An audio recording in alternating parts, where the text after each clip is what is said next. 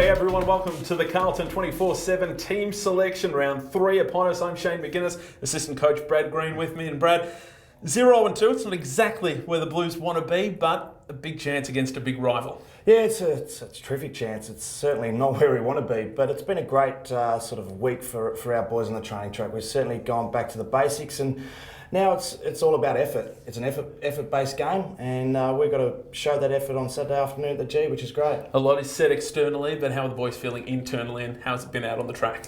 Been really positive. We've had a good session. We went down to St Kilda Sea Bars on Tuesday, and the boys have been up and about, and even this morning out on the training track for our main session, they certainly had what I thought was one of the best that we've had in a few weeks, which is terrific. Doesn't get any bigger on a Saturday afternoon. Carlton and Essendon at the MCG. Let's have a look at the team, and it starts with the back line, and talk about a position under pressure last week, particularly with Josh Kennedy on fire, but Lockie Henderson, Zach Tui, who picked up 25 possessions, not his best 25, mind you, and Michael Jamison as well. Could Jamo get the role on Joe Danaher?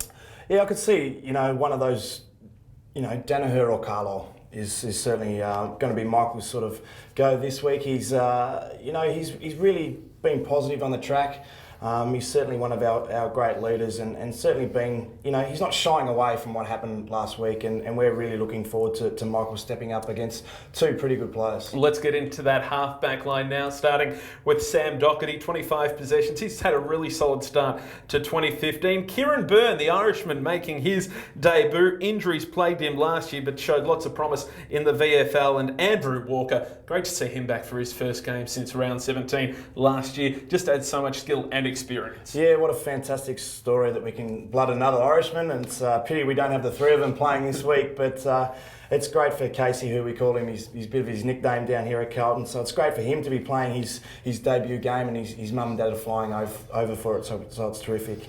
And certainly, of course, Andrew Walker back. He's played, brings a lot of experience to our side, and it's great to have him back off that half-back line. Some, of course, will ask whether or not he's being rushed back into the side because of the start to the season. Is he 100% ready to go? No, we wouldn't deviate off his plan. The medical department, the sports science department, say he's done enough work, and we think he's done enough training on the training track to deserve a game, and he showed that in the VFL form last week. Certainly exciting to see 1AW back out there for 2015. Let's have a look at the midfields now, who had plenty of it last week against the West Coast Eagles. Chris Yaron with 15 possessions. Great to see Patrick Cripps back in the side, laid out last week, and Andreas Everett as well, who was again solid last week against the West Coast Eagles. Yeah, it's good to see that Cripper comes back into the side. He's certainly our in and under, our sort of extractor to get the ball out to our runners, and to see the likes of Murphy, Gibbs, Judd take the game on. And we really need those guys to step up from a pretty, lackluster game. Juddy was good for a quarter, got sat on, and then, Gibbs and Murph really need to step up their game for this week. Just on that, a fact of starting games so well, has that been talked about during the week, that two great first quarters and then that fade away?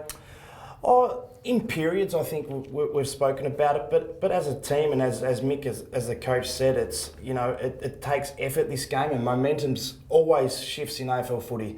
And how are we going to change the tide of the game when the chips are down? And we've spoken a little bit about that this going forward for this week. Let's have a look at the other three midfielders now, starting with Bryce Gibbs. 26 possessions last week for Gibbsy. Cam Wood, again the number one ruckman, and Chris Judd. What an outstanding start he had last week against the West Coast Eagles. 12 possessions, his equal best ever quarter with Carlton. You just can't keep a good man down. Yeah, he's back to his best form, and it's great to see Chris up, exciting. That speed is certainly back, and he's in great form, and certainly Gibber and those boys certainly were disappointed from their performances, and we're going to see a great response from those guys. Let's have a look at the half forwards now, and great to see Dennis Armfield in for his first game of the year. Be able to really re-establish himself in this 22. Also, David Allard came into the side last week, was quiet, just 10 possessions.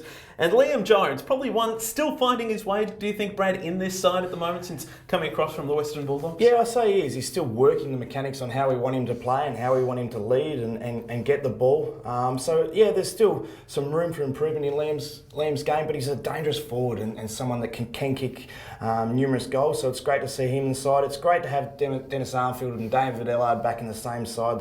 They're our junkyard dogs. We really want them in and under, getting the hard ball gets, drop of the ball and scoring goals, which would be nice. The full forward line now, Mark Murphy, who was very impressive earlier in the week, coming out, accepting responsibility for the players, saying the leaders need to stand up a little bit more. No doubt will against a rival like the Bombers. Cade Simpson and Levi Casbolt. The boy knows how to clunk a mark. That shot that he missed directly in front, I'm sure that'll be in the back of his mind, but found a little bit of accuracy later in the game. Yeah, it was terrific for Levi to certainly get a bit of confidence with his marking, because it certainly is a great asset that he's got, and we feel it's a great strength of ours to have him down there. So it is a work in progress, his kicking, but we've put some fundamentals and a lot of structure and routine into his style, so hopefully they'll get going this week. And Mark's certainly, as you nailed it on the head, Mark's really up and about and looking for a terrific game. And the interchange for the game against Essendon, Tom Bell, Andrew Carazzo, Ed Kerner, who has had a fantastic run to start, and Sam Rowe as well. Doesn't get much bigger than Carlton Essendon. Brad, you must be looking forward to it. Yeah, great rivalry. Saturday afternoon footy. Doesn't get much better than that. Looking forward to it. This is our week. Calm the Blues.